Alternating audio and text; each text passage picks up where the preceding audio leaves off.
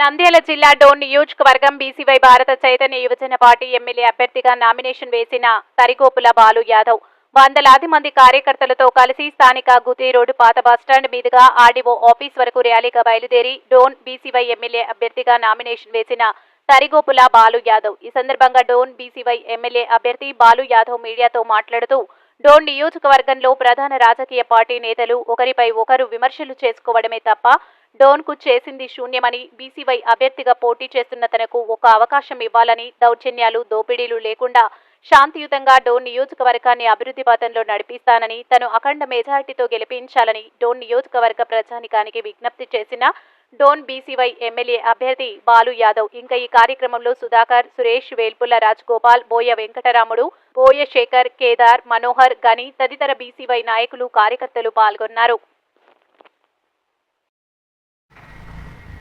అందరికీ నమస్కారం.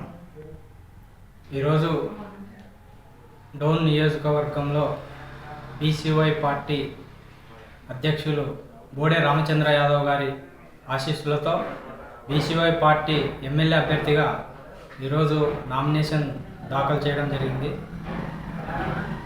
ఈరోజు రాష్ట్ర రాజకీయాల్లో రెండు టీడీపీ, వైసీపీ పార్టీలకు ప్రత్యామ్నాయంగా పుట్టిన పార్టీ మా బీసీవై పార్టీ, భారత చైతన్య యువజన పార్టీ. ఖచ్చితంగా రెండు పార్టీలకు ప్రత్యామ్నాయంగా ధీటుగా మేము ఎన్నికల్లో ముందుకెళ్తాము.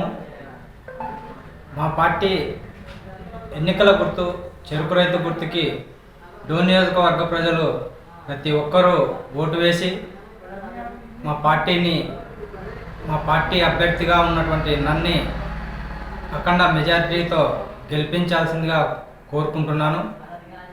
మా పార్టీ పేద, బడుగు, బలహీన వర్గాల అభివృద్ధి లక్ష్యంగా ముందుకెళ్తా ఉంది. రైతులకు మా పార్టీ ప్రత్యేకంగా అభివృద్ధి ఫలాలను అందించే విధంగా మేనిఫెస్టో రూపొందించడం జరిగింది.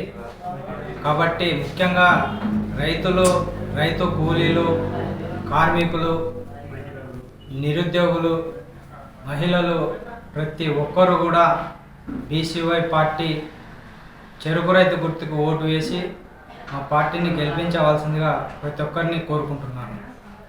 నమస్కారం. ఛానల్ లైక్ చేయండి, షేర్ చేయండి.